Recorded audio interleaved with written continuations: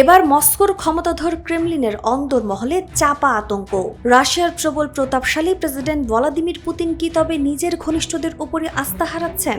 সম্প্রতি সিএনএন এর হাতে আসা একটি ইউরোপীয় গোয়েন্দা সংস্থা প্রতিবেদন বলছে, পুতিনকে ঘিরে নিরাপত্তা বলয় এখন নজিরবিহীনভাবে কঠোর। এই নৈপথ্যে রয়েছে ভয়াবহ এক গুপ্ত হত্যা ও সামরিক অভ্যুত্থানের শঙ্কা। পুতিনের জীবনের উপর এই ঝুঁকির শুরুটা মূলত গত বছরের ডিসেম্বর থেকে। রাশিয়ার একজন শীর্ষ জেনারেলের রহস্যজনক হত্যাকাণ্ড ক্রেমলিনের কর্মকর্তাদের কপালে চিন্তার ভাঁজ ফেলে দিয়েছে। এছাড়া 2026 সালের মার্চ মাস থেকে সেন্সরশিপ এবং অভ্যন্তরীণ নিরাপত্তা নিয়ে গোয়েন্দা তথ্যে উঠে আসে, রাশিয়ার রাজনৈতিক অভিযাত্রা পুতিনকে সরিয়ে দিতে ড্রোন বা আধুনিক কোনো প্রযুক্তি ব্যবহার করে ষড়যন্ত্র করতে পারে। ইউক্রেন যুদ্ধের প্রভাবে রাশিয়ার প্রধান শহরগুলোতে মোবাইল নেটওয়ার্কের গোলযোগ এবং অর্থনৈতিক ক্ষতি এখন খোদ পুতিনপন্থী বর্জুয়া ও অভিজাতদেরও ক্ষুব্ধ করে তুলেছে। এদিকে সবচেয়ে চমকপ্রদ তথ্য হলো, এক সময়কার ঘনিষ্ঠ এবং বর্তমানে নিরাপত্তা পরিষদের সচিব সের্গেই শোইগুরের প্রতিও এখন সন্দেহের আঙুল। সামরিক বাহিনীর উচ্চ কমান্ডে শোইগুর ব্যাপক প্রভাব থাকায় ক্রেমলিন তাকে নিয়ে দারুণভাবে উদ্বিগ্ন।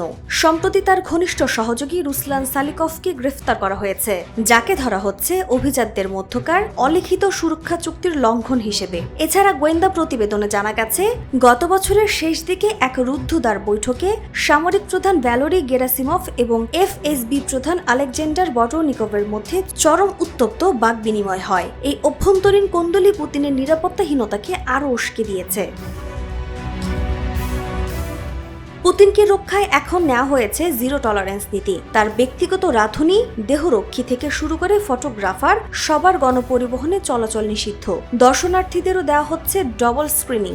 এমনকি তার ঘনিষ্ঠদের স্মার্টফোন ব্যবহার বাদ দিয়ে ইন্টারনেটবিহীন অ্যানালগ ফোন ব্যবহারের নির্দেশ দেওয়া হয়েছে। নিরাপত্তার খাতিরে তিনি এখন অবকাশ যাপন কেন্দ্রে যাওয়া বন্ধ করে দিয়েছেন এবং গত এক বছরে কোনো সামরিক স্থাপনাও পরিদর্শন করেননি। তার চলাফেরা মূলত এখন উন্নত মানের বাংকার এবং নির্দিষ্ট ইউক্রেন যুদ্ধের বিলম্বে এবং অভ্যন্তরীণ অসন্তোষ পুতিনকে এক ধরনের সন্দেহবাদী অবস্থায় ঠেলে দিয়েছে। নিজের ছায়াকেও যেন বিশ্বাস করতে পারছেন না তিনি।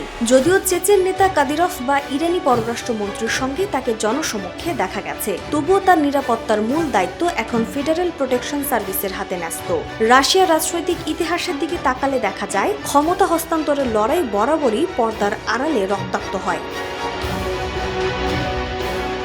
এখন প্রশ্ন উঠেছে, পুতিন কি পারবেন নিজের তৈরি এই লৌহকপট ও কঠোর নিরাপত্তা বলয় দিয়ে আসন্ন ঝড় সামাল দিতে, নাকি ক্রেমলিনের ভিতরেই এই অস্থিরতা নতুন কোনো নাটকের পরিবর্তনের ইঙ্গিত দিচ্ছে? তা আসলে সময় বলে দেবে। নাজমুন নাহার উসবা, নিরপেক্ষ।